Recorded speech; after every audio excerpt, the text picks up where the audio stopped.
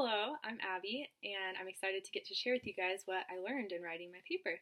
So, I chose the theme faith in the Old Testament because I think it's too common these days that people think that the Old Testament isn't applicable and there's no point of reading it in order to understand the Bible. And I think that's completely wrong. In studying the theme of faith, there's so many men and women who live their lives by faith, not even knowing, not even seeing even the promises that God had promised to them, but they live by faith. And so, although it doesn't seem to be a super obvious theme in the Old Testament, it very much was a crucial part of it that links it to the New Testament. So, my thesis for the paper was that Hebrews 11 talks about many Old Testament men and women of God who live by faith. Abraham, Noah, and Sarah are a few of the many that were obedient to the Lord, and as a result, their faith and hope in the promises of God were fulfilled in the New Testament. So, the first person I studied was Noah.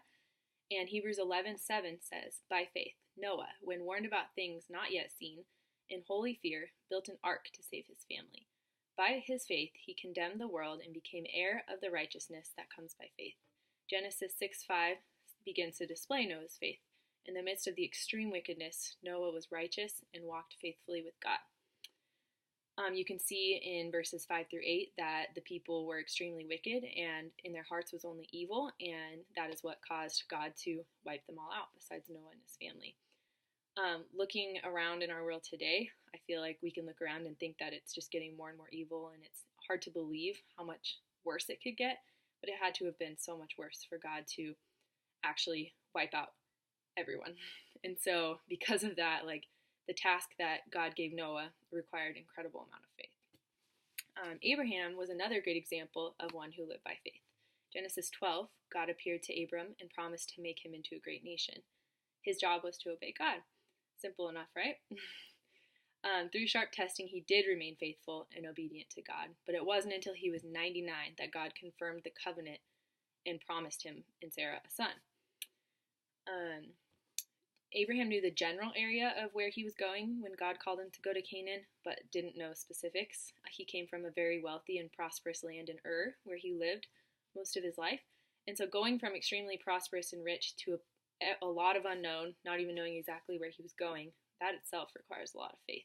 And there's much more that we can read in Genesis of many other instances of offering up Isaac and so many other things that Abraham just trusted the Lord in.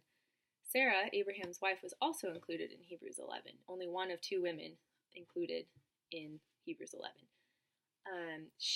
When she responded to God telling her she would have a son after almost 100 years of barrenness, like probably anyone else, she laughed. She didn't laugh out of arrogance or not believing in God, but out of hopelessness because she had lived her whole life probably praying and viewing herself as worthless, and all of a sudden God sets a date of fulfillment, and he restored her faith by giving her a promise and an action.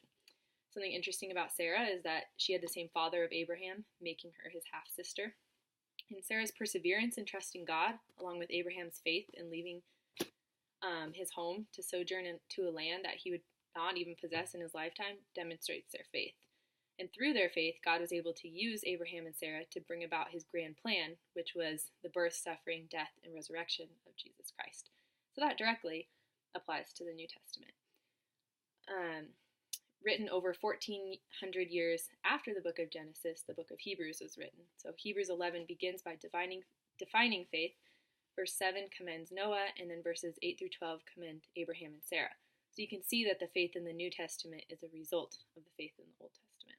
So in conclusion, it's clear that faith is very important in the whole Bible and should be taught in the church. We, as followers of Christ, should walk by faith, not by sight.